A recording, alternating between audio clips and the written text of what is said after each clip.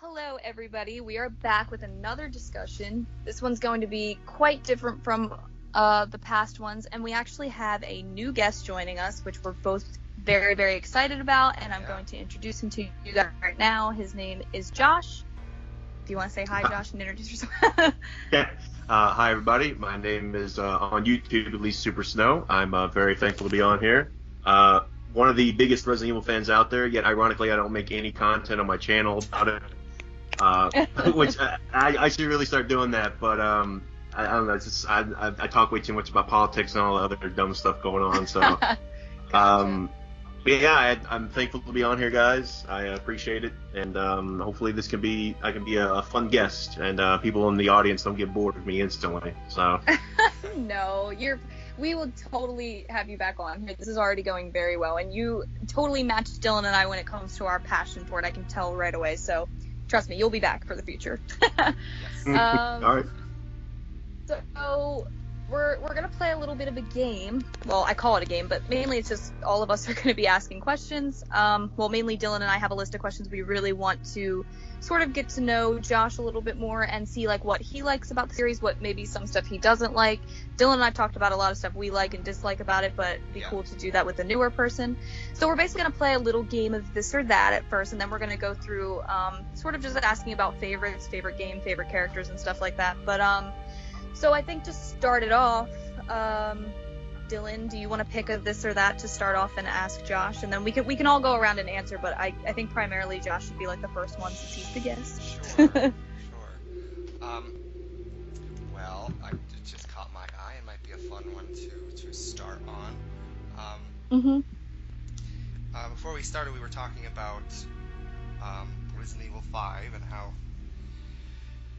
you are a big defender of that game, Josh, and as are we.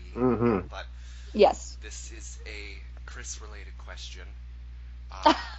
For between 5 and 6, which do you prefer? Do you prefer steroid Chris from Resident Evil 5 or drunk Chris from Resident Evil 6? Well, I think what they did with 6 is they tried to humanize him a little bit more with the whole PTSD aspect of it, which is fine. Yeah.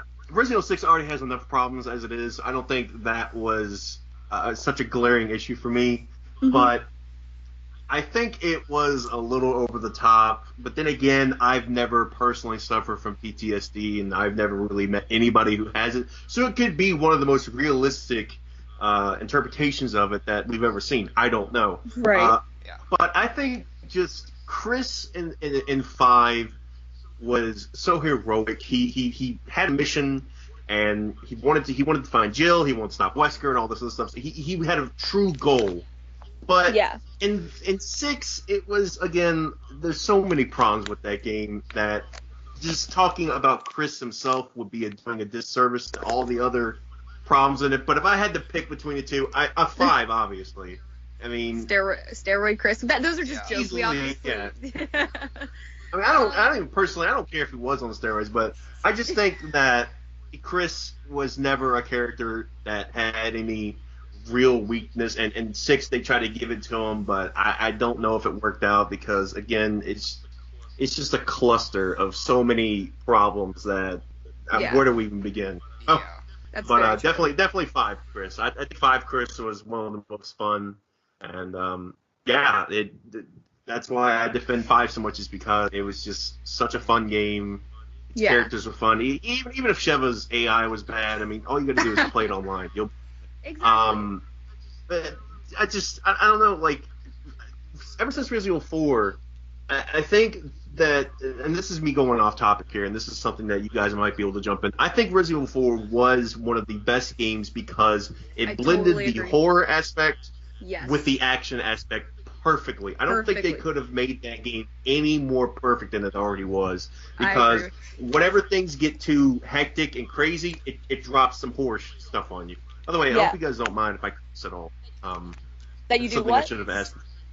Cursing, you don't mind that much? We don't care at all. I should have asked that before, but I mean, the amount of fun shit that happens in 4, at one point you're scared shitless that somebody's gonna rip your head off, and the next minute You're in this action-packed fun zone. It was perfect. Every so often, when things got too crazy, they stopped and was like, all right, here's some scary stuff. Slow down, take a break. And then it was like, okay, you've had enough scares. Have some action. And it was just this perfect blend that was so much fun.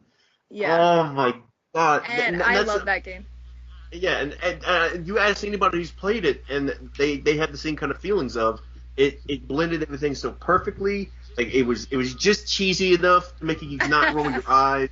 You know what I mean? But still feel like Resident Evil, and it was new and it was different, but they did it so perfectly, and they have yet to recapture that. 7 did it sort of, but I don't think they'll ever be able to recapture what 4 did. I mean, that was such a milestone, and not just Resident Evil. I mean, the type of gameplay that it put out really helped influence a lot of games after that. And Dylan and I always talk about that. Like, 4 was literally the start of like behind the back horror actiony games, like the blend of it, and it's fantastic. I'm so glad you love that game too. We could literally, after this discussion, let's just stay on Skype. I could talk to you for hours about RE4. Yeah, I usually could too, because that is one of my top 5 favorite games of all time. Oh, me too, honestly. Definitely. It's undoubtedly one of the best. I have at least half the soundtrack on my iPod to begin with, so I mean, that's awesome. I love this game.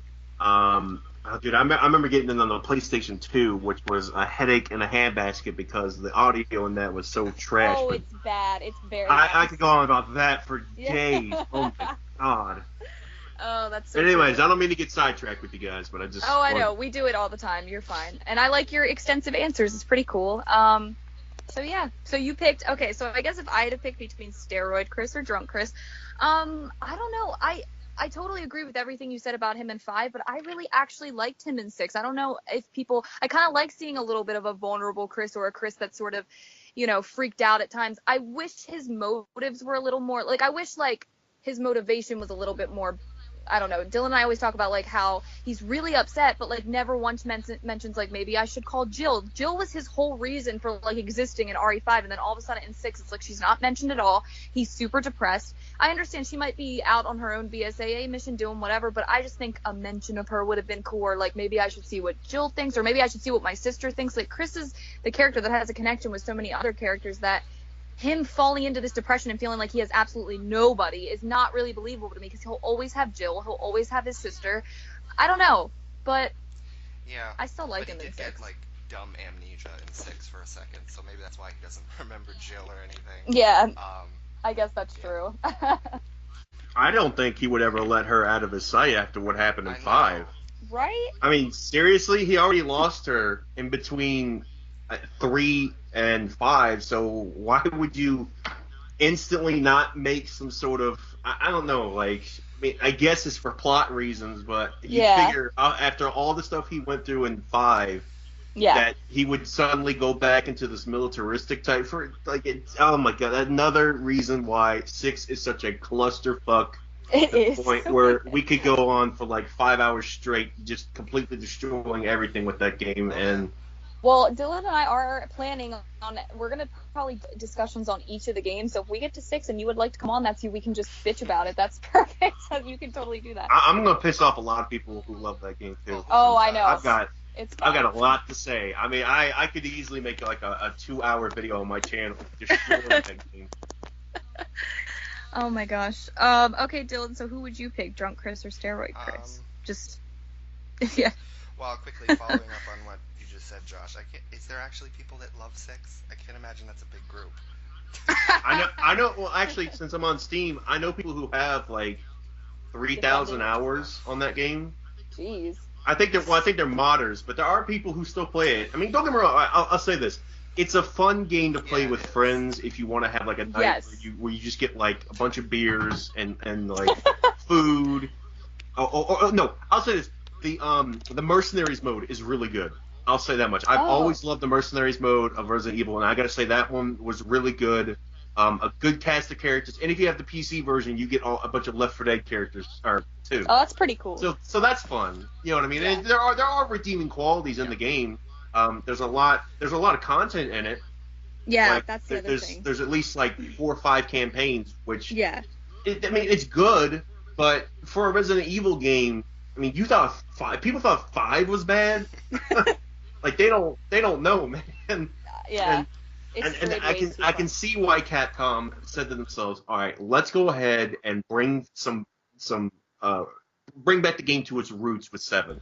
And I can see why they did it, because we had gotten so sick of their BS over the years. I mean, whether you because I'm a really strong defender of 5, but I also see why people didn't like it, because there was no true horror aspect. You can't have a horror game that's nothing but action, because then it's not a horror game anymore. It's just an action game. Well, that's the thing. Dylan and I always say, like, Resident Evil 5 is a great game.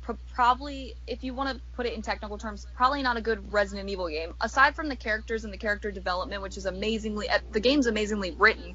It's just, it all takes place in the daylight. I never liked that. I know, like, it takes place in Africa and everything, and, like, to capitalize on that, they're like, yeah, you're out in the sun and you're in Africa, but I personally, I still think it should have been it should have been the single player game that they showed it off in. Yes, that first trailer. We always talk about that. That was a really good idea. I mean, sure, it's nothing but action, but they could have pulled a more updated and better version of Resident Evil 4 while still holding its horror roots. But I mean, I'm no executive, so I don't know what's going to make the most money. But at the end of the day, that shouldn't be what you care most about. You should care most about making a fun game first, and then bring about money after that. Because if you make a fun enough game, you'll make your money back. Exactly. And then that's something that I feel like 5 was trying to capitalize on, the hype of just all these co-op games coming out. Oh, definitely. At the same time, you saw Left 4 Dead out there. Yeah. Revolutionizing a co-op version of a zombie apocalypse, which I personally love that game to death. But right. I don't think Resident Evil needed that. And I agree. Don't get me wrong. Like I said, great game, a lot of fun, but it really hurt the fan base, because it divided the fan base really badly. And that's so true. That's when the divide. Well, they say the divide honestly started with 4, because 4 strayed from the camera angles and strayed from pre-rendered backgrounds and strayed from the old style, which I totally agree with. But like you said, it did it in such a way that horror and action met in that game, and it was like a match made in heaven. It was perfectly done. It still had a great atmosphere, an eerie vibe to it. And I honestly count RE4 as one of the older classics. I count it right along with RE1, 2, 3, Code Veronica. I count 4 in with them because it has that classic feel. It was still Shinji Mikami. It was before everything got so in-your-face action with explosions and all this bullshit. It was still Resident Evil at the core, and I love Resident Evil 4. I know we're going off so much on tangents, but I had to say that. But it's the truth, though, and the funniest thing about all that is they tried something absolutely new. There was no zombies. The only thing that was from the older Resident Evils was Leon, and that's it. Yeah. There was no zombies. There was no. There wasn't really anything to do with Umbrella at all, besides maybe the progenitor stuff. But even that was still. Exactly. What am I saying? Progenitor. I'm thinking 5. Excuse me. The only thing in 4 that had anything to do with Umbrella Corporation was Wesker's involvement with Ada, which at first they didn't even have that, because they didn't have Ada story until I think it was a PS2 version. Yeah. So the only ties back that it had with the originals was Leon and Ada, and that's it. And, exactly. and it's so hard to talk about, because there's just so much in that game that we could talk about. Oh, I know. We should definitely do a 4 discussion and have you on. I'm gonna have you on probably. I could easily talk about that for days, because it's just it was so influential. It was so good, so much fun. Yes. That totally. I really could go on about that game. Well, Dylan, do you want to answer? Drunk Chris or Steroid Chris? Because I want to know your opinion on this too, because I feel like you might go with what I picked. Oh, but I don't love know. Drunk Chris because he's so funny and he's so angry all the time. So. I don't know. I love that too. But and I feel like we can't talk about Drunk Chris without bringing up. I would assume, Josh, you've probably seen the CG movies. I have seen bits and pieces, but I've never sat down and actually decided to watch them, because I've heard nothing but bad things for the most part. And not great. Knowing what happened with the live action movies, I wouldn't be shocked. Because personally, I don't really think most video games could transition well into movies without films, losing their identity to a certain degree. And That's true. I mean, I have heard good things about the newest one, but I've never just personally sat down and taken time to watch them. Well, although I did know someone on Twitter who would send me links and show that he had all those movies, and he was a big fan of them. So I'm willing to give them a chance, and I don't have the highest expectations for video game movies. Yeah, I wouldn't go in with any I think that's another thing where the fans are divided. Like the CG movies, some fans love them, some fans hate them, some are in the middle. I think Dylan and I kind of land right in the middle. Like we watch them. Stuff. Exactly. Yeah. With the newest one, speaking of drunk Chris, they basically do the exact same thing again, but with Leon. And it's the same thing. He's all messed up because his team died or whatever, and it's the exact same plot line that they did with Chris. So they just and he's just drunk, And Brandy and I talk about all the time. Vendetta is super action, and it's super like the live action movies. That Leon is basically a male version of Alice with all the shit he does in that movie. Yeah, I think I've seen GIFs of what's in that movie, and that doesn't shock me at this point. With the way that all the other Resident Evil movies have gone, that it's I can't even be mad about it anymore because apparently people keep watching it. So I guess you can't really be mad at what some people like. I mean, it's the same thing with Resident Evil 6, where if they like it, that's fine. You know, I'm not going to give them shit for it. Yeah. They're just consumers. They buy what they want. They do with it. But, I like it. I've just never really sat down. I have watched the older live action movies, and I got to say the only one that was really decent was May 1st. 2. Even then, the second one was getting to the point where it's like, okay, we know what you're trying to go for. Yeah. But I mean, it's compared to what we got over the years. That's a freaking godsend compared to what we've got now. Definitely. Which, I don't know if you guys. Ironically, who was the director for those old zombies? I can't remember off the top of my head. Romero was supposed to actually direct those movies. Yeah, we talked about that. That right there blew my goddamn mind. I didn't believe it at first. I'm like, no way, man. No way that these companies would ever. But actually, he was. And I love the Resident Evil 2. It was so perfect. Yeah. So good. I couldn't. Whatever. So I'm like, there's no way he directed them. Yeah, dude. When he directed them, I'm like, wow, man. To imagine what we could have gotten these past 6 or so years. Yeah. If he had directed these Resident Evil movies, I mean, they would have been box office. It's way bigger than they, normally would, which is kind of sad when you think about it, that those horrible Resident Evil movies that we've gotten over these past. Yeah. That's funny. That's funny that you're saying that, because Dylan and I actually did a whole discussion about George Romero, because he unfortunately passed away, I think, probably a couple months ago now. I forget when the discussion went up. And Dylan actually has the original script. You can totally tell him, Dylan, because it's awesome, that Romero wrote for Resident Evil, which is awesome. Yeah, he wrote it, and he was going to direct it, and I found it on some website, and you can just print it off. And I've actually met him and got him to sign it. But, yeah, he wrote it, and apparently the story is he submitted it to the people, the same producers and people that ended up making the live-action movies. And they rejected it, and that it was crap. And then they gave us what they thought was good. Oh yeah, no. Exactly. Clearly they knew what was right for Resident Evil, Which, I mean, that's Hollywood though for you. That's not even a shock to me at this point, because practically a single video game movie has been shit.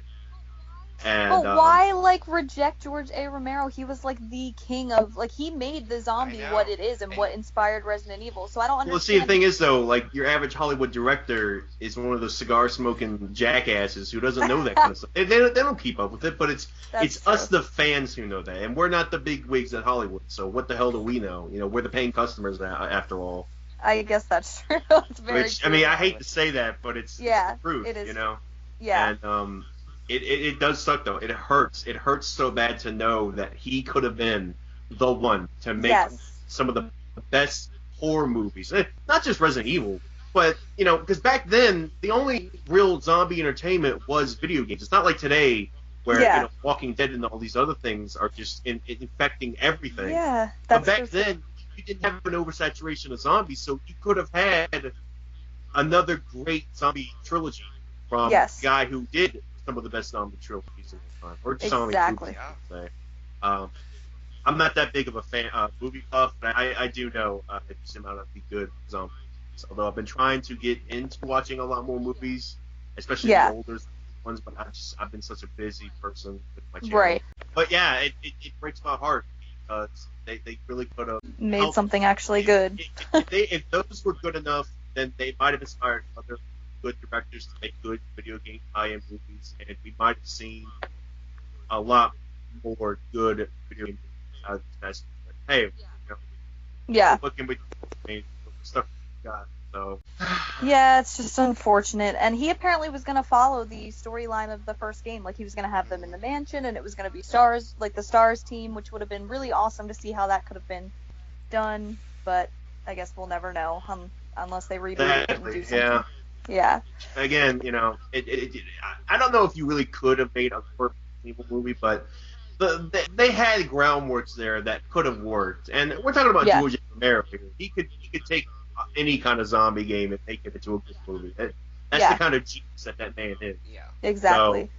So, I don't even. I could go on a tangent about this. I really could because I may not be that big of a movie buff, but I do enjoy a really good movie when I see one. And yeah. I don't know. I think we should move on before I go on a tangent because I don't want to. That's okay. We do that a lot. And if we do end up like running out of time, like Dylan and I like to try to keep it maybe like an hour and a half, but Dylan has to edit it all. But so if we do end up like not getting through all the questions or whatever, this is always fine to. Yeah, exactly. Yeah. But I'm curious. I have a question for you, Josh. Well, technically for everybody to answer, but Dylan and I already kind of know each other's like favorites. I wanted to I want to do a lot of the this or that because they are fun, but I personally just want to know, what is your all-time favorite Resident Evil game, and who is your all-time favorite character? Those are the two we usually ask people. Well, I wouldn't say this is my favorite game, but it is a very fond memory, and a lot of people do not like this one, although I have replayed it recently. I'm hinting at it, but let's just say it has to do with a cruise ship. Some of the worst subtitles in a video game I've ever seen in my entire life. Enough bullshitting. It is Resident Evil Dead Aim. That is such a personal favorite of mine. For only one good reason is I love the idea of a zombie apocalypse on a cruise ship. Right. I think that has Revelations tried to sort of do that, and it didn't really satisfy me personally. But I think Dead Aim did it right because it was just a bunch of zombies on a cruise ship, and that's it. Like, that's needed, and I loved it. Although, it's like replaying it as of the last 6 months, I see why it's not fondly remembered. It's good groundwork and a good idea for a game that just never. Now I need to play it. I've never played that one because everybody always told me it was so shit and it's just a spin-off, and so I was just like, oh, maybe I'll just skip over that one. It's hilarious, I'll tell you that much. I mean, it has a complete Leon ripoff, which I think actually they took the designs of Leon Nemesis 4 from that character. And it has a complete Ada ripoff too, which I don't know how you could be so unoriginal. But I'll tell you one thing, you will laugh, you will cry in those cutscenes. Then I need to do it then. The subtitles make no sense. They'll say like, "Wow, she's spicy." Sometimes say, "Ow." Like, what? How could you mess that up so badly? That's hilarious. It must have been all the Japanese to English translation must have been bad, but that's hilarious. I mean, that's how the old games were, so that's funny. But to be serious though, I think my favorite Resident Evil might be Resident Evil 3, actually.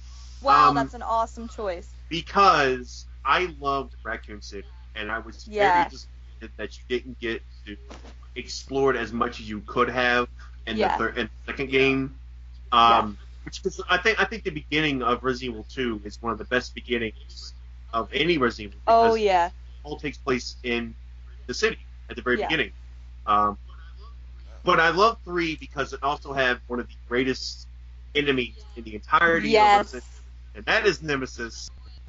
Amen, boy. We totally agree. And he's one of my favorite Nemesis. Well, I guess you could call him a Nemesis of any video game. The fact that he relentlessly hunts you through the entire game. You never know when he's going to pop up, which makes that game very fun to replay. Yes. Because you think you know everything, and then boom, he pops up out of nowhere with his trademark stars, and man. It's so good. Dylan and I were talking about that. I'm so glad you picked 3 because a lot of the answers we normally get are like RE2, which I totally understand. I'm not trying to, say RE2 is not as good or whatever, but like, I don't know. It's refreshing to have like a different answer, and I love 3, and I feel like 3 doesn't get as much love as it deserves because everybody's always comparing it to like RE2 or whatever. But RE2 laid down the groundwork for what 3 could build upon. Yeah, exactly. And I think that's why people didn't really like it as much, is because it was basically, it could have been an expansion for 2, and everybody would have understood why. Which is fine. I mean, people have their opinions, and I would never tell them that they're wrong or this, that, and the other. But I just like 3 because it just it satisfied an urge of mine that I had in 2 that was never satisfied. Yeah. Just being lost in a city full of zombies. I mean, seriously, that right there. That's classic. It's classic. Yeah, it's a classic story. Yeah. And Jill, I always loved her from the first game. Yeah. So it was nice to play her again. Its characters were interesting. Got to get a bunch more of the BOWs from Umbrella, and again, Nemesis. I mean, I need not say more of that. Yes, Nemesis is one of the coolest. He was like the first thing that was able to come through doors and actually, like, once you went through a door in RE1 or RE2, you're like, okay, God, I'm safe. I can breathe for a second. Like, you're running from. And he's like, nah, son, I'm coming through this door to get you. So. Exactly. And that music comes on, and he just the way he says stars, like, it still gives me chills. Oh, that was good. I love the way. I don't think me too. Personally, I think that was the best way. The best. Yes. Me too. If they do remake 3. I'm definitely going to have to. Because, I mean, I know they're already remaking 2, which I'm very excited for that side of it. But I do hope they remake 3, and if they do, I'll personally make a mod to replace the way he says stars. If they because there's no way. It's so class, and it's just like them alone. It's terrible. Yeah. He was great. He was one of the best. Man, I want to replay that one now. Actually, I know. I know. And I think another good thing about that game is because a lot of people I've heard, this is just things I've heard on the internet. The reason why people compare 2 and 3 and say 2's better is because 2 had the zapping system, so you basically had games. Well, it's like, well, do you guys not remember that 3 had all those choices you could make, like where the screen would flash and choose? Yeah, like you could play the game differently. Yeah. A lot of people. It adds another layer of playability. And it's glad that you bring that up because again, that is sort of forgettable because it's the first time you've ever really had that in a Resident Evil game. And I personally forgot about that just because you're right. You could replay the game and do the second option that you never picked and see what happens with that. Yeah. So, and some of them do have an effect on the ending. Not all of them. Like not all of them are as crucial as like the Telltale games where it's like really you got to really choose carefully, but some of them did. If you chose differently, you wouldn't get the canon ending, you would get like a different one, so like it's pretty cool, and I think it has a lot of replay. I think that's something else I miss from Resident Evil is having slightly different endings depending on what you do. I know. I don't know why they don't do that anymore. I guess for the co-op ones it kind of makes sense, but just having a good reason to replay one of the games is something that we're missing out on, and I don't know. Maybe they'll do that with Resident Evil 8, whatever that game's going to be. Maybe they'll do it for the Not a Hero DLC, I guess. I don't know. Like, whatever they decide to do with that. Yeah. Exactly. I could easily talk about that for an hour. We could too, trust. I'm not going to say anything, so we'll go off on more tangents. But, Dylan, do you have to add anything? I know you love RE3, like, me and you both always talk about how much we love that game, so I don't know if you wanted to add anything on the RE3 thing or Nemesis in general. Yeah, no, I think people compare it so much to 2 because, like Brandy said, the zapping, 2 is such a bigger game, there's so much more to it, but, I mean, from 2, Mr. X is pretty iconic, but, Capcom really created, like, the most iconic creature in the series and in video gaming in general, so I've got to give 3 some major points as well. Oh, I think with 2, they also had to introduce a ton of recurring characters as well, which I think that's why a lot of people love that one too, is because, well, not to mention you can play through the campaign as a different character, which is always fun. Another good replay value. But yeah, I think it's also just because there's just more memorable characters that are still in Resident Evil to this day. So Yeah. But like I said, I just like 3 because it quelched my thirst for something that was hinted at in the second. Oh, and be honest, it scared the shit out of you the first time Nemesis came through a fucking door. Definitely, man. Oh my god, I still have a mini heart attack when he comes crashing Me through too. a door and that music comes too. on. Even though I don't think I'll so ever much. get used to that. The unpredictability of how he'll just come through I the door. know. Oh, I the music literally pops like. on. I was shaking when that happened. Like, I screamed, I paused it, I was like, what the fuck is going on? And especially because he is relentless. He chases your ass through at least, like, 4 or 5 doors till he finally kind of gives up, and then he appears again later. It's so good. That game is so iconic and definitely deserves more praise. So I'm so glad you picked that one. I'm so glad it wasn't the cliche, oh, RE2. Not that, like, again, I love RE2, and I get it definitely deserves the praise. Like, I love every single Resident Evil. Even as much as I don't like 6, I still enjoy them as games, and I still think Resident Evil 2, 3, 1, 4 are all amazing games that I would easily put in a top 10. But in terms of just one that I personally enjoy a little more than every other, well, I think it might be actually 4, but and just one that I had to pick from the lineup that really 3 was just one that influenced me and really just made me love the series. Because I mean, it was really the one that I had sat down. Because I mean, I was born in '93, so when Resident Evil, the first Resident Evil came out, I was only 3 years old, so I couldn't exactly understand what the hell was going on. Yeah. And when 2 came out, I was still pretty young, so it wasn't exactly something that I could fully comprehend. But when 3 came out, it was, at a point in my life where I'm like, okay, I can understand what's going on. I can understand how to actually play the damn game properly. And it's a childhood memory, I should say. Yeah.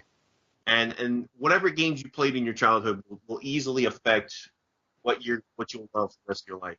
That's so true. I totally agree with that. Today is because of games like Resident Evil. So, but, yeah, that's so true. That's like the best quote I've ever heard, because I totally agree. Like, there are some games in the Resident Evil series that I love simply because they're amazing games in general, but like simply because I remember my father playing them and I would watch him, or I remember my first experience playing them as like a kid. Like, I remember being 8 years old and playing RE0 for the first time, and I couldn't figure out how to get off the train, but just like creeping through the train and hearing zombies behind, it was just, there's no other feeling like that when you sit down and play a game you played as a kid, or you grew, or some played in your past, like your parents or and not to mention there was no oversaturation of like today. Exactly. I mean, you can play a bunch of games that had that Resident Evil feel today, but back then, all you really had was like Resident Evil and Silent Hill, and I think a few other games, maybe like Dino Crisis. I think maybe Parasite Eve, if you consider that even. I don't know. I don't know if I consider that a scary game, but it was new. It was all fresh, and not to mention the consoles at the time too. All those were new. It much power. It definitely defined like the horror genre, at least in turn, like survival horror. Obviously, it was like the first of its kind. So because like I said earlier, the only other game that I could think of that was any form of survival horror back in the day was maybe Clock Tower for the SNES, because that if you actually were able to play it somehow back then, that was a horror experience. You're up against someone who feels like an unstoppable force. You feel weak to it. Or didn't Alone in the Dark come out before Resident Evil also? Oh yeah, I completely forgot about that. Alone in the Dark, another classic horror series. Yeah. But see, the thing about that was sort of in the very early days, so it was a little clunky for some. It laid the groundwork for what Resident Evil would improve upon that.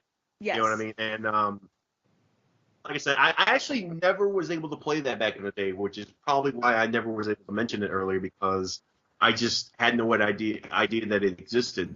It was popular when it first came out, so I'm not trying to say like, oh, it was some game nobody played. Like, right. It's just a game I had never heard of, and I wasn't exactly the richest kid when I was growing up, so I couldn't exactly afford games at the time. Yeah. But there was just it's good that you bring that up, because going back and looking at that game, I can see where the developers of Resident Evil got their inspiration from. Yeah. To a certain degree, with fixed camera angles, a limited inventory, so on and so forth. So. But Resident Evil definitely perfected that type of gameplay. I definitely think that. Not to downplay Alone in the Dark or any of those games that came out prior, but Resident Evil definitely took it and ran with it and made something amazing. It brought it into the limelight, or I should say to the mainstream, where even people who don't usually play horror games are like, okay, everybody's talking about this game. I want to see what this is. It was on hardware, because if you look at Alone in the Dark, it's very colorful. And Resident Evil was the first Resident Evil was sort of colorful, but it was a very dark game. Look at Resident Evil 2, and its graphics were some of the best of the PlayStation. It could render all these dark and scary atmospheres. Yes. And that was something. There's so many things with Resident Evil 1 and 2 that we could go on for hours. Oh, I know. We'll probably end the discussion, and you and I will still keep talking. Yeah, exactly. So I think personally we should move on to another topic. So we don't get too sidetracked. Well, Dylan, do you want to? Well, I do want to know who your favorite character is too. I asked favorite game, but I want to know favorite character. Do you have? And it can be male, female, any of them. Just. My favorite character is probably just Wesker. Ooh, just because he is so happy to be so evil in the game. He gives zero fucks about anybody but himself, and he's such a good villain for everybody. You know, Chris or whoever he's against. Mostly just Chris. So apparently he has some sort of infatuation with Chris. He sure does love screaming his name in 5. We always say that. And it's fine. You know, Chris needs a good adversary, and for Jill, it was Nemesis in 3.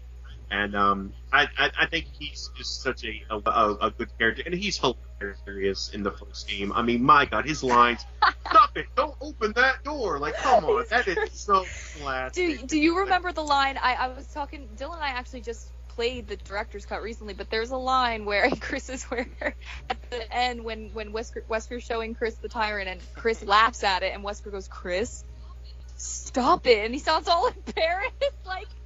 Not threatening at all. He's just like, stop it. He gets like all embarrassed that Chris is laughing instead of being like, I'm gonna fucking murder you, which he became later, like the vicious, villain we all love. He was just so goofy in the first one. Oh, I love it. I'm gonna replay that game. Because I have Resident Evil 1 HD and 0 on my PC, so I gotta replay through all that because those games. Like I'm probably just gonna start downloading them right now because I want to play them so badly. They're so great. The originals. Great. Dylan, do you want to ask any certain questions? I know we probably only have time for maybe, I don't know if we went off so much, but that's fine. So if we have time for maybe one or two more, do you want to ask a certain one? You can do it this or that order, favorites, whatever you're curious about. Or maybe one we haven't talked about before. I know this is something that you and I, Brandy, are very passionate about, and I'm wondering if it also is a big deal to you, Josh, when they change things, stuff like this all the time, because Capcom does it all the time, but things like voice actor changes and the way characters look. Oh, yeah. It depends on, like, when it comes to characters that have been in the series since the first Resident Evil, because if you know anything about how they made the originals, I remember hearing stories about how they would take anybody who could speak English in Japan at the time they were making live action trailer and just using those people. And when it comes to voice actors, again, it's just something that changes so much over time, unless because with things like in anime, for example, you're gonna have Sean Kimmel as Goku throughout the entire that. But with video games, you're never gonna truly have someone there all the time. Now nowadays, of course, if they change Chris's voice actor, which they've apparently already done for 7 or although like whatever's going on with that, hopefully they have a good explanation for that. Maybe it's slow. Well, that's funny. Well, the one that really pisses Dylan and I off, and we actually it was what started us making discussions, and it's fine if you don't agree or if you're just like, oh, that doesn't really bother me, but it really pissed Dylan and I off, and that was Allison Court as Claire, because she's been Claire since the 90s, all the way up till Dark Side Chronicle, or even she was even in Operation Raccoon City very briefly, but yeah, and they brought her back for Mercenaries 3D. Like, she was always brought back, and then they apparently, well, for Revelations 2, we obviously know that wasn't Allison Court, but apparently even for this RE2 remake, she was originally signed on, but then they told her, oops, never mind, we want to go non-union, which is like cheaper voice actors, all this other bullshit. Yeah, that kind of stuff That doesn't make any sense to me. Why? I mean, first of all, Capcom, you're a multi-million, if not billion. I always say that. Yeah. Okay, how you have no good reason to not hire someone like that. I mean, seriously, Exactly. you could pay her $100,000 to do her voice line. You would still be just fine. Exactly. So that right there, that kind of corporate greed, is something else that I could go on about when it comes to the games, because it seems like when they were making even 5, as much as I'll defend that, even back then it was pretty clear that they were doing a lot of that stuff just because everybody else was doing it, just to make money, which pisses me off, because I don't buy those games because they're doing whatever the popular thing is. I buy them because they're fun horror games. But anyway, not to get off track here, but I don't think that's right, especially for the voice actress herself, because I'm pretty sure she absolutely adores that role. Yeah, that's the sad thing. She talks to fans she's actually tweeted Dylan and I before, because we tweeted her and like, oh, you know, we whatever, like the answer, and she's so nice and she loves the community. She even says she loves the games, is very passionate about the games. I don't know why. It's not like you're forcing her to come back for something she doesn't want to do. Because some voice actors or actresses just don't want to do roles anymore. And I can understand that. If that was the case, I'd be like, all right, she doesn't want to do it anymore. Leave her alone. Right. If she enjoys it, okay, and especially the voice actor for Wesker absolutely adores the role too. Oh yeah, DC Douglas. Whenever he's called in to do it, because I follow him on YouTube, and he'll do like little silly videos and all that stuff. Yeah, I've seen them. It's funny.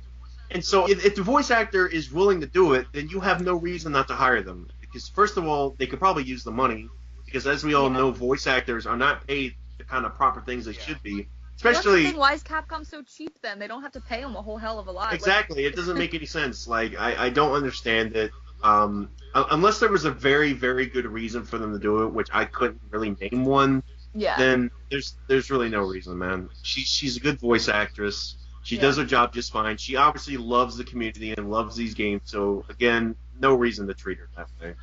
It's just kind of a slap in the face and disrespectful, especially when they called her in already. Especially disrespectful to fans, too, who've been with her for so long. She said that, too. She did say that, I think. She addressed it in a video or something, and she was just like, I'm so sorry. I know you guys wanted me to do it, and there were comments saying, you don't have to apologize. It wasn't you. It's stupid Capcom. Exactly. So, and obviously the fans are not going to be mad at her. Yeah, exactly. So, hopefully, it seems like, I can't prove this, but it seems like Capcom is sort of understanding that they're messing up for a long time now. Yeah. With 7, I thought it was, and I know a lot of people may not like it that much, which I can understand why some people don't like it. Yeah. But I found 7 to at least be a message from Capcom, being like, all right, look, we understand that you guys want more horror. Maybe it was all just because they wanted to get into the PT demo bullshit, which kind of makes sense. You know what I mean? Like, I can see where some people are like, they only made it that way. PT was so popular. Yeah, I guess it makes sense. But god damn it, I've been wanting a horror game for so long. I don't give a shit why they did it. Well, that's what Dylan and I have talked about before, and I don't know if you agree with this or you can disagree, but you kind of hinted towards it, so I'm sure you can understand where we're coming from. Like, Capcom seems as of late, and since Shinji Mikami left, who was the original mastermind behind like RE1 through 4, pretty much, once he left, it was like they didn't know what to do anymore. They kind of felt lost. They didn't have any originality anymore. So it seems like what they've done 5 and onward, even though I will defend 5 too, it is an amazing game, but it seems like they're kind of jumping on the bandwagon of whatever's popular at the time. Like 5 came out and Gears of War was super popular and Call of Duty, like these action shooter games, and then like with 7 it's like now they're all of a sudden in first person because first person games got really popular, and oh well, this is what horror is now, so I guess Resident Evil has to be that too. It's like they don't have any, and I miss that originality. Like Shinji Mikami brought like so much originality and so much like, hey, let's try this, guys, for the first time. Like at one point Resident Evil was like the pioneers of like the survival horror genre. They did this for the first time, and they did that, and they were like the starters of everything with the survival horror genre. The thing with Resident Evil back then too was there wasn't really anything else doing what they were doing. I couldn't name one zombie game before Resident Evil 1 that was anything like that. That's true. I can't. The only other zombie game that I truly know about was maybe like Zombies Ate My Neighbors, and even then it wasn't even a horror game. You know what I mean? Like I'm pretty sure there were games that had zombies in them before Resident Evil, but Resident Evil was Resident Evil was the one that because I think Capcom had made the perfect zombie, which is why I personally love Dead Rising, the first one as well. Oh yeah. Because they're the perfect. That's what a zombie is. It's dumb. It's stupid. It's slow, but it's slow. also, yeah, it's slow, but it craves flesh or brains or whatever you want to call it, and it won't stop. It will come after you for as long as it can keep moving. But if it doesn't have any legs, it will crawl after you. Exactly. You know, that's you had the only other zombies that we had seen in any form of media before that was the George A. Romero zombie. The slow, dumb, trying to eat your flesh and will constantly come after you in large numbers too. Zombie, and that's it. Capcom nailed it so perfectly in the first game, and the Crimson Heads and all that. Yeah, that's fine. Oh, that was awesome. All that stuff was different, but you know what? And the Tyrants and all that, fine, whatever. You know, it's a nice enemy variety, but their zombie was the perfect zombie in a video. Yeah. Because all it was just a walking corpse. I wanted to eat you.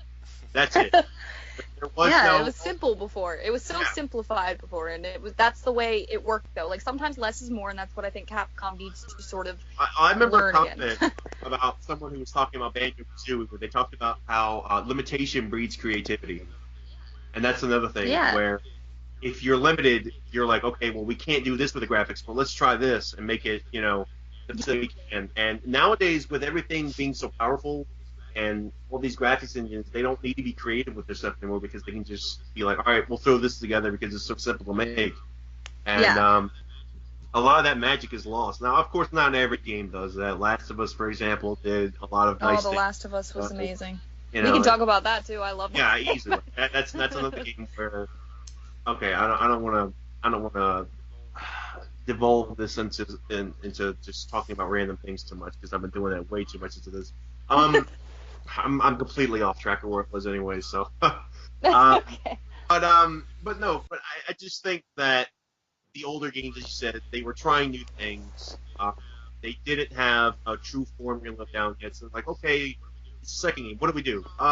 Put the zombies in a city. Okay, what else? The company's making BOWs. Okay, what are those? All right, well they're mutations of this, that, and the other. They're just throwing ideas out there to see what sticks. And even all the way up until at least 4.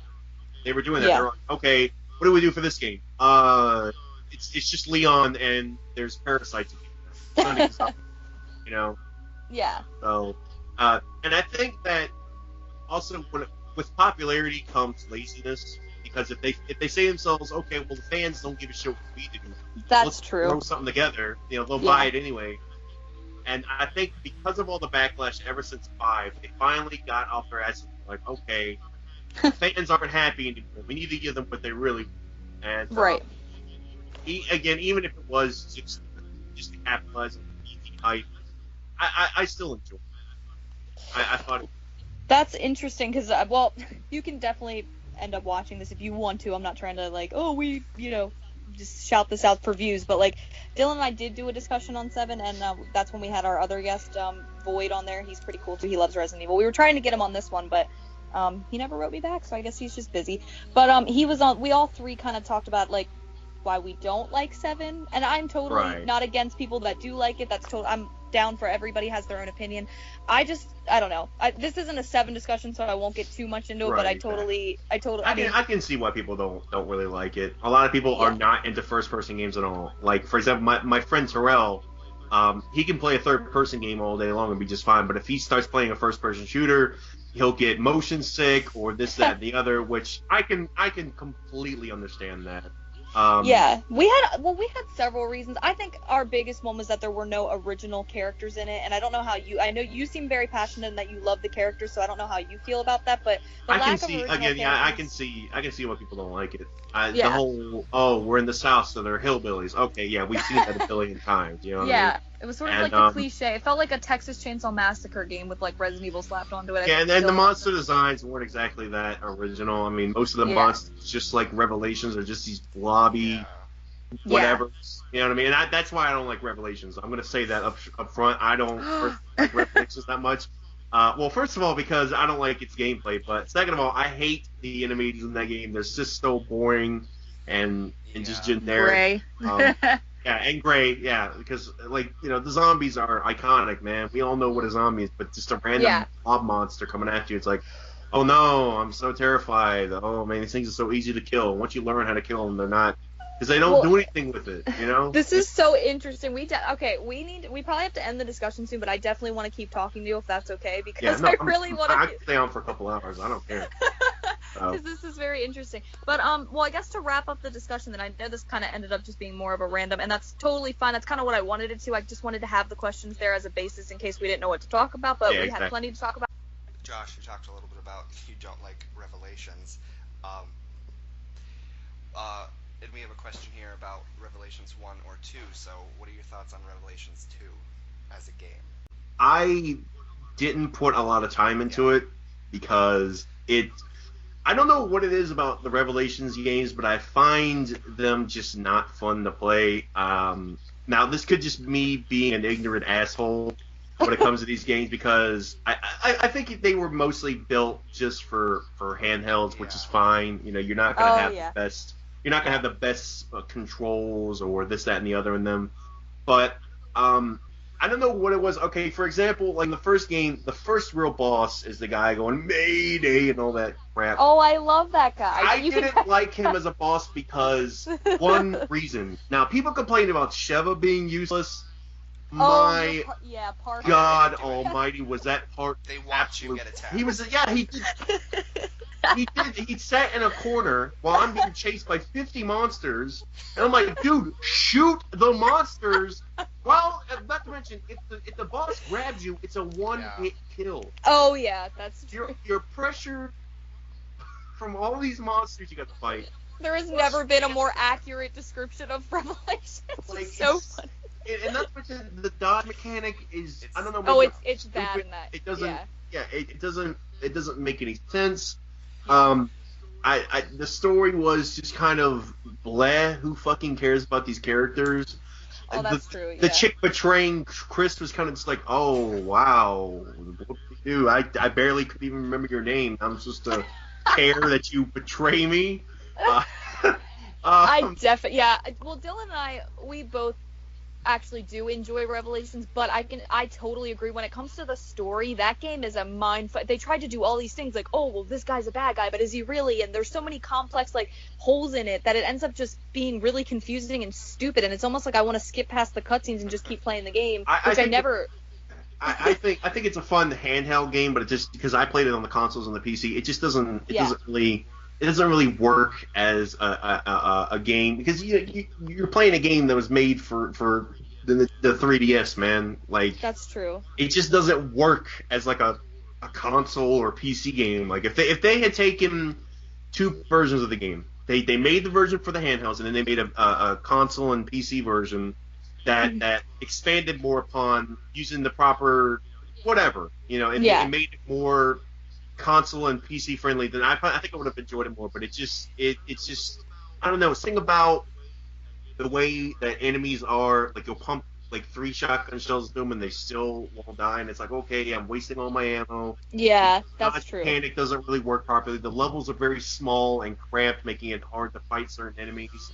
And, well, you didn't like the way that they brought like the tight corridors back and like the eerie dark settings. You didn't. That would have been fine if the enemies weren't so grabby, you know what I mean? Oh, yeah, that's true. And again, it could just be being an ignorant asshole and spoiled by all these newer games, but well, we all have our opinions, and I personally like both Revelations games. I think they butchered our characters. I think Jill and Claire are terrible in them, but I think it doesn't. Yeah. Stories are getting way too complicated now. Exactly, I agree. And the roster of characters, like there's so many new characters. Like now there's Parker, he's still alive, and Jessica, who was the girl, and like there's all these new characters that are like just building up the roster.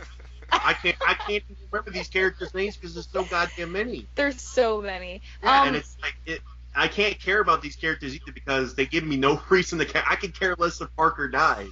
He's so useless. He doesn't do anything funny. He will never be Barry. Because Barry. Oh, I think that's what they were going for. Yeah. He's so useful. Revelations 2's Barry was actually really good. I'll give him credit. I'm glad that he came back, and I'm glad. Again, the gameplay wasn't that much fun, but Barry as a character is still the same old. Yeah. And he's obviously a fan favorite for all the right reasons. Yes. And I'm very ashamed they have not used him more. but I'm glad they didn't completely destroy him as a character for this. So, I mean, that is one of those things where it's hard to talk about because having more Barry would be good, but also having more Barry could easily destroy him as a character. Oh my god, Dylan and I have talked about that so much, like, oh, I want this character to come back. Like, for instance, like, I feel so passionately about this character, and I know Dylan probably already knows what I'm going to say, but I want him to come back so bad. He's only been in one game, but he was fantastically written, in my opinion, and that is Billy Cohen from Resident Evil 0. I would love. He was a great, He was a really good. I'm surprised they haven't brought him back to a certain degree. You think him and because I haven't played that one in so long. I'm terrible with names. Rebecca. Him and Rebecca made a pretty good pair. I don't know why they didn't bring them back, and they don't have to date or anything, but at least make them be. Because they're going with the whole everybody's get a partner now. Okay, make him a partner for her. You're gonna all your games have partners in them anyways. You might as well just do it. I would love to see them pair back. I mean, there's a reason why at the end, I know you said you haven't played 0 in a while, but I mean, Billy survives at the end, and Rebecca helps, keep his identity a secret so he doesn't get locked up because he's wanted for, that bullshit that happened to him. Like, he had such great depth, such great, like, emotion. Like, he was such a good, awesome new character, and then they just said, oh, well, fuck him. We're never going to bring him back. He hasn't been brought back since 0. People hate Sheva, but whatever happened to her? I want to know what happened with Sheva because, I mean, she was a decent character. Now she's just just gonna throw her away. Like, the same thing will happen with like Jake and Helena and all the ones. Yeah, you can't just build up these characters and then be like, okay, people don't like him, we gotta throw him away. No, you don't throw away a character that didn't have good character development. You make another game like with Leon, for example, which he wasn't the perfect character in 2, but they made him more and more likable in 4. And that's what you do with a character. And if you can't do that, you shouldn't have made the character to begin with.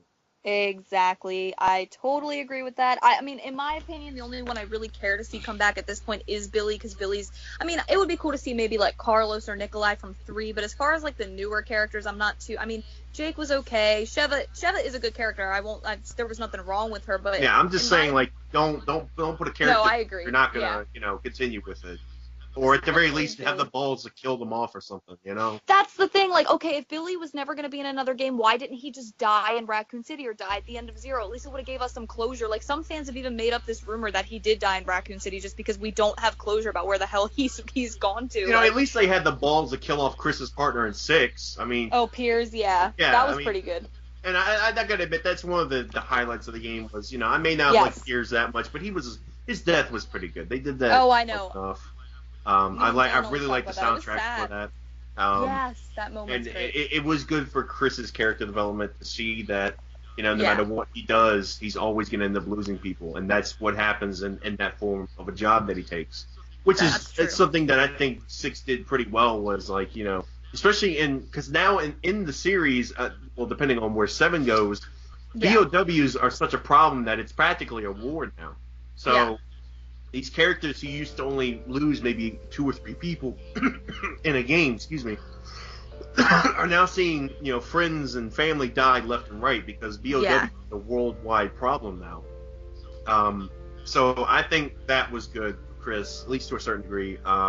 Again, I don't really like 6 that much, but whatever, dude, that was one of the better moments, though. Killing Piers off was ballsy. They had never killed, they've killed people off before, but never anybody you kind of grow with and care about to an extent.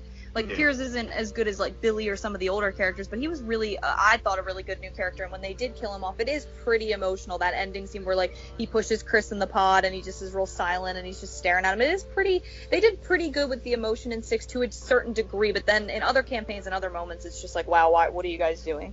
Like...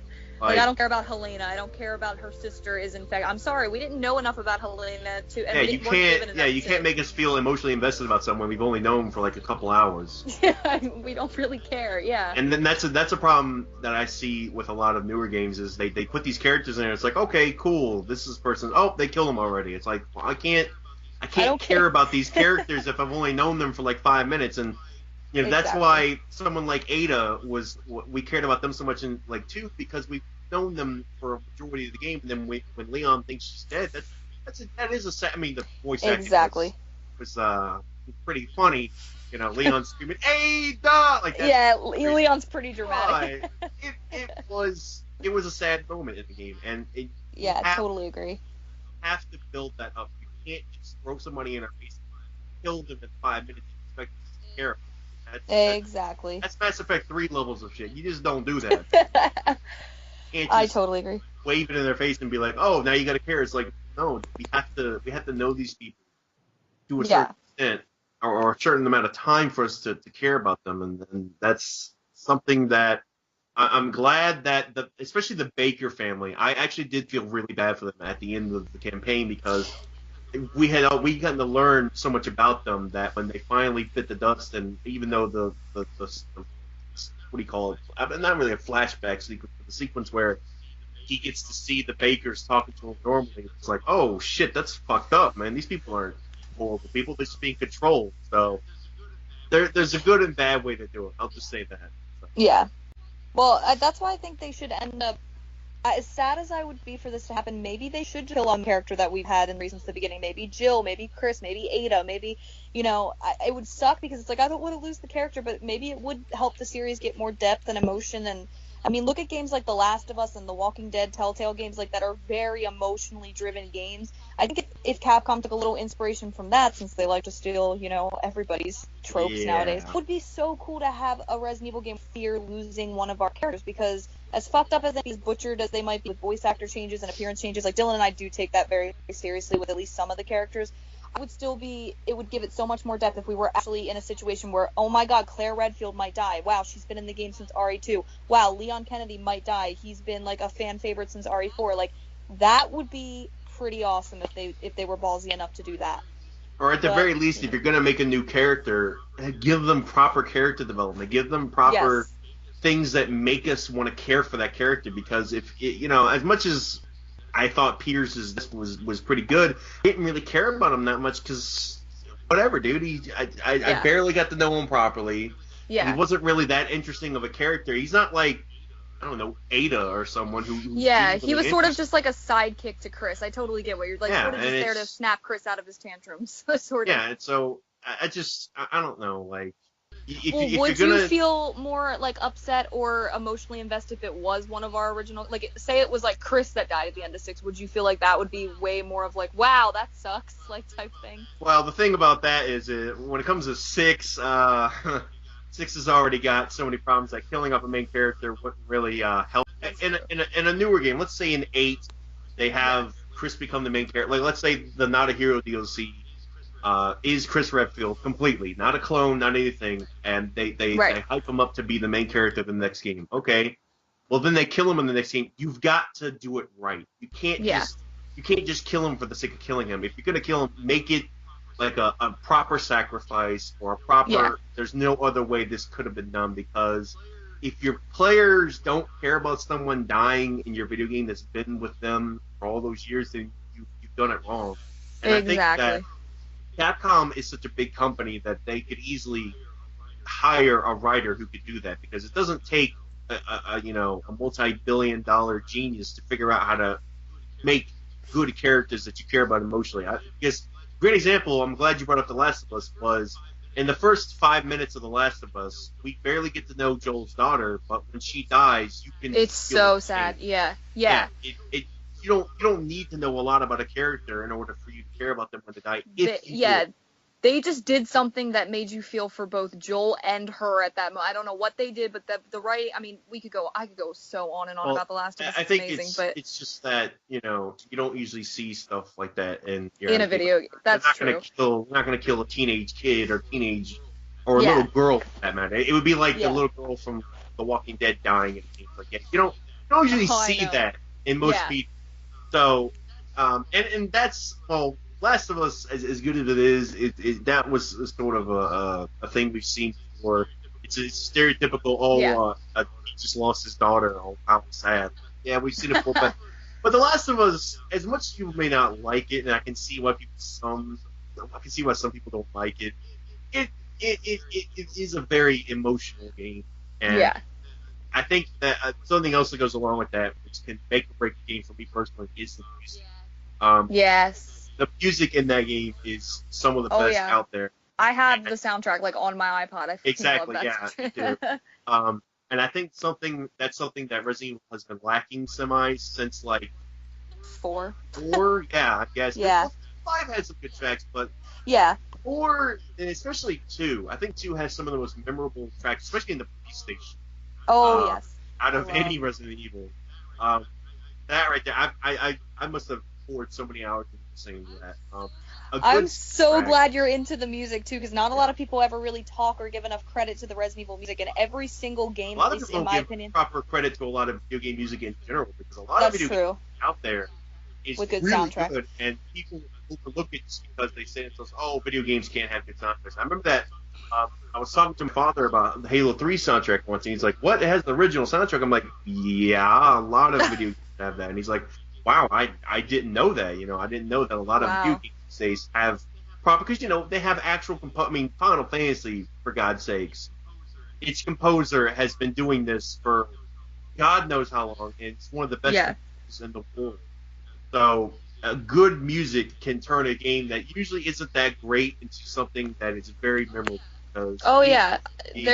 It can just create the atmosphere. I think like a good example of that, and bringing it back to Resident Evil, is Resident Evil 0. I know you haven't played it in a while, but to me, I personally think, and I've told Dylan this a million times, like if we ever did like a discussion on like the Resident Evil music, which we're kind of planning on doing, but I don't want to give too many things away. 0 is definitely my favorite, because there's music cues in that game, and just certain moments where music, and it just makes you feel, it gives you this creepy feeling, even if you've played the game a million times, you know what's around the corner. I think the save theme, I know, that's in the series. It's so pretty. I love love that RE2 save theme because I love the piano, but I love all of them. And Remake's the same way. Remake has a great soundtrack. Code Veronica has a very good sound. I mean, they all. Oh man, Code Veronica's soundtrack is so good. I know, I love it. That'd probably be second to 0 to me. I don't know. I'd have to really think about it. But the Resident Evil music is amazing. I'm so glad you brought that up, because we're going off all on tangents anyway. All right, well then, speaking of tangents and going off on stuff, Dylan, do you think we should wrap up now? I know we've kind of rambled, but that's good. Resident Evil discussion. I know. I think it'll be a good one. We were talking about music though, and if you want to talk about bad music for a second, what about Resident Evil 6's soundtrack, where it just sounds like a superhero music, like movie music? Oh yeah, totally. I think the only memorable soundtrack from that was Pierce's death, and that's it. Every other one is completely forgettable, and that's sad, because you can't have a series that is known for such eerie and beautiful and amazing soundtracks and turn it into just another Saturday morning action hero shit. I hate that. I know it sounds more like a movie soundtrack, and not that that's bad, but it sounds like Dylan said, like a superhero movie where like the music's sort of the background. Nothing memorable though. Like a superhero movie can, superhero movie soundtrack can be good. Like, so for example, the original Superman theme song is so memorable. You know, well, the thing is though, even with Resident Evil 5, which isn't the greatest, I still think some of its soundtracks are absolutely beautiful. Oh yeah, Dylan, what's the track you love from that? The one when you're fighting Joe, or after? Yeah, when you're fighting. From 5. I really like that. It's called like. It's Sad But True. Very good soundtrack.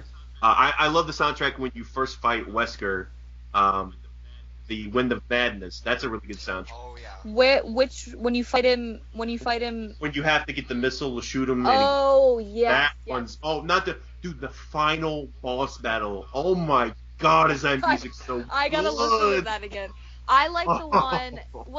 What's it called? The one. It's the last level before you fight Wesker. It's the level that has the 2 Reapers and the 2 big guys with the chain guns. It's like a really hard level. It's called Fiery Inferno or something. I love that. That one's really, really good too. Yeah. So 5 did have some good ones too, but I really do think that they kind of took emphasis off of the music, like 5 and onward, sort of. I mean, 5 has some definitely good ones, like we just named, but I think 4 and down, like the music was like another character, like it was just so there and like helped the atmosphere so much. But I feel like since the game started to change, so did the music, unfortunately, and it's not a they just got anymore. They got lazy and predictable with things like 6, and the music showcased this as well. Exactly. It's just, I mean, like I said, I could go off on that game for.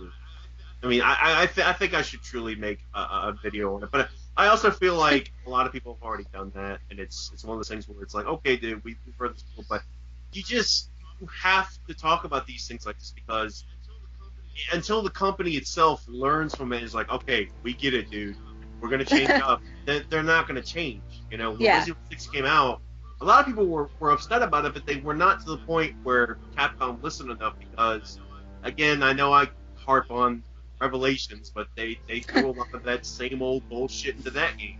Yeah. So, which is good that it seems like they've learned, to a certain degree, a few lessons when it comes to 7.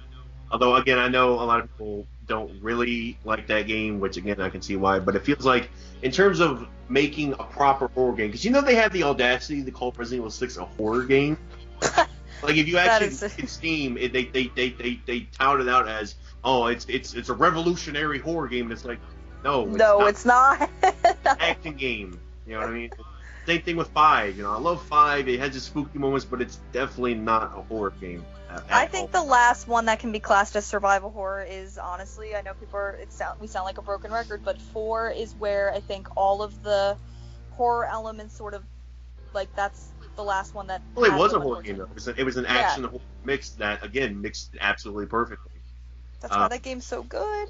Yeah, there's no way they could have made that game any better. Honestly, like they perfected it so well. I really don't think Shinji Mikami went out on a high note. That game is definitely one of the best. And I know there's even some fans that are torn with RE4 saying, it changed the style. I know I was talking about that earlier, but I just can't fathom when you actually sit down and play RE4 why anybody couldn't just love it or think it's like one of the greatest games ever made. I could see why some people wanted to see more Silent Hill-esque type game. I've seen. The early version. People who are making full, well, not full, but I guess they're taking the original what was in the game and remaking it. Yeah, wow, that's awesome. That I've seen it on PC. It's not out yet, but I have seen it, and I can see why some people wanted that. But I also think then that it would be just nothing more than a Silent Hill game. Like Resident Evil and Silent Hill are two different games for specific reasons. Yeah. Silent Hill is psychological and it's supernatural, while Resident Evil is about evil corporations making viruses and monsters. Exactly. That they have to be separate, because when you blend one from the other, it just doesn't. Then you've got the other. You can't have a Resident Evil game like Silent Hill, because then it's just Silent Hill, and you can't. Yeah, how would they explain that? Did they ever explain like what's going on in that demo? Like how are the I don't think dolls they did. dancing? Yeah, I think it might have been. Well, for me, I think if they were still going with the plot line of Leon being infected with whatever they want, I guess whatever they were calling it at that time, then maybe it was hallucination. Which I guess I could see that happening, but at the same time, still kind of, you don't really need to do that. I mean, I feel like it'd be an interesting idea, but would I want the series to stray in like that direction? Probably not, but maybe I don't know. It does sound interesting now. I never understood why the dolls were dancing and stuff, but now that you just put it in perspective, that makes a lot more sense. It would kind of make sense if they did it right, but again, I still think that the Resident Evil 4 that we got is the better game, but I am more than willing to, just like with Resident Evil 2, there is a version out there, which, again, they're remaking that too, by the way. They're taking on the assets that were there, and they're remaking Resident Evil 2 with what was originally supposed to be and script and all that. Yeah. It's nice to see what could have been, but it is a very interesting idea, and it's very interesting to see what they could have done, and I hope that the mod or whatever they're doing with that, remaking it, is going to be good, because I have seen it. If you haven't seen it, you need to look that up, because it is beautiful.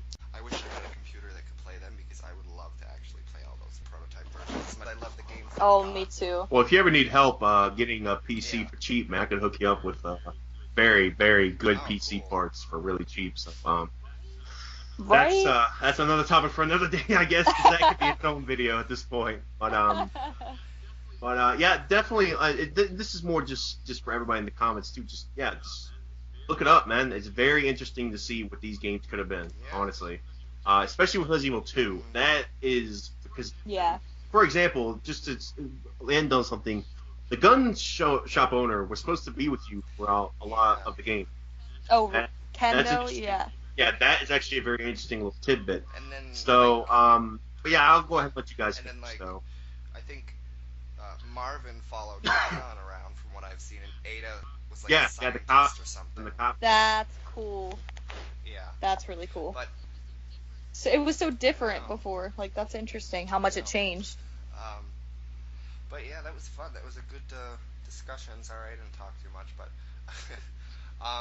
but we have a long list of topics and things that we would like to talk about that Brandy and I wrote down. So we can definitely save these. I've been crossing as we've talked about them, but we can definitely save these for a future discussion and have you back on. I think that would be pretty awesome. I definitely. Guys, I enjoy talking to you guys. As you can see, I have a lot of things to say. So. Yeah, what I loved, I have to tell people this, like what I loved when I first wrote Josh and when we first got in contact with him, I sent him the list of the topics. I was like, okay, so which ones would you want to do? And he was like, honestly, I could talk about all of these, and I'm totally down to do any of them. I was like, okay, we like you already. They're really. So that's awesome. Like I said before, I'm very, very big fan of this game series, and very, very passionate is a word I like to use as well. Yeah. So.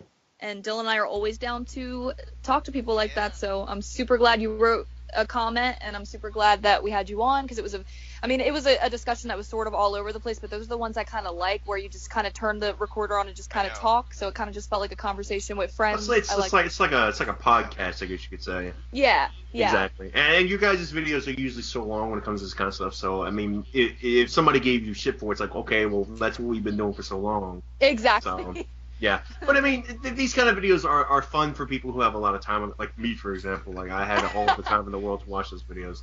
Yeah, so, I always like them. They're interesting. I love hearing what other Resident Evil fans think, and even if people don't necessarily agree with like my opinions on the series, I love hearing other people's opinions and thoughts on certain things. I'm like, oh, that's an interesting point of view. Well, the good thing about us is we're not ignorant assholes, and we're not going to threaten each other over our opinions about things. So yeah, like, oh, boy, that's a like, bonus these I'm gonna days. kill you. Like, yeah, exactly. That's a nice bonus to be able to actually have an intelligent conversation with someone without them trying to threaten to kill you. Exactly. That's a freaking rarity these days on YouTube. That is so true, and I know. I mean, and yeah, you did say some things that I don't necessarily agree with the series. Like, I don't really like 7, and you were like, oh, it's okay. So, but I didn't try to murder you. So, I mean, we can have constructive, debates on here and be fine. But not that anything. Yeah, exactly. And so I also appreciate that you weren't like, some people I always fear, like, what if we had somebody on here that was so like, you guys don't like this, oh my god, or you guys are so passionate about that, oh my god, like, I just would be like, what? Because there are people like that. The thing is, we all have our likes and dislikes. Some things, because I mean, this series has so many games now that you're gonna have people saying, okay, well, I like this one, I don't like this one. I like that one, I don't like that one. Exactly. So, yeah, I can, like, me personally, I don't care whether you love or hate a game, unless it's absolute trash to the nth degree. Yeah. There's no problem with liking Revelations. There's no problem with liking 6. There's no problem with liking, freaking Dead Aim of all of them. I love Dead Aim, and that's considered one of the worst in the series. Yeah, but if you said you liked Operation Raccoon City or Umbrella Corps, I'd have to question our newfound friendships. Operation Raccoon City, I bought that when it came out, and I gotta tell you, I usually am pretty okay with bad things. My God. There's no way most people could look at that. Yeah. Even as a video game, it's completely broken. It just doesn't work at all. I mean, that's not even getting started on the absolute trash story. It just tramples upon everything that made. Oh God, here we go. I could go on about this for hours. Like, geez, I am such a salty customer when it comes to that game. I am so mad that I spent more than 20 bucks. Oh my God, that is so funny because I can so relate on so many levels. We can totally we're gonna. That's where we can start our discussion after we end the discussion. So exactly. so Dylan, if you want to just wrap up, I'm sorry I had to say something about ORC. I just wanted to see what he would say. Oh yeah, definitely. That's something that we need to know with any Resident Evil fan we start talking to. Yeah, that's how you know when you can like them or not. It's like, I'm just totally kidding. But... I mean, if you like Umbrella Corps, there's got to be something wrong with you mentally, because nobody liked that game. Even people who don't play Resident Evil hated that. Was one of the worst games I had ever seen. It had the fastest crawling in video game history. I know, it was stupid. You could play the whole game crawling, apparently. Yeah, it doesn't make, like, it's completely broken. I feel so bad for the voice actor for Wesker, because he had to be a part of that. He probably didn't know, but Jesus Christ, man. Oh, that poor. I hope they paid him well, is all I'm going to say. It literally has like a 2 out of 10 rating on like IMDb or something. Like, Yeah, it's like the it's really absolutely, and there's nobody playing it on Steam. So that should tell you something. Its That's highest fair. player base was probably when Angry Joe would be back a long time. That should That's tell you fair. some of how bad this freaking game is, man. Anyways, I'll go ahead and let you guys go ahead and end this Wrap off. up. I don't want to keep you guys going. Well, this is why we like you, because you are very passionate about it and have a lot of opinions. So I and Dylan, I know, want to thank you for coming on, and we totally would love to have you back in the future. Yeah. Oh yeah, definitely. I have a lot of time on my hands as of late, as long as my schedule doesn't go too crazy. So I'm always up for talking with you guys. You guys are very nice, very polite, very intelligent people. So I appreciate being on here. And so are you. You fit right in with us. See. And passionate. That's like the number one thing is like Dylan and I will literally let anybody come on our discussions, but you have to be like passionate enough to, you know, of the series, obviously, because you know. I mean, why not? I mean, the game's been around so long. You've got to have at least some sort of passion for at least one of them. Exactly.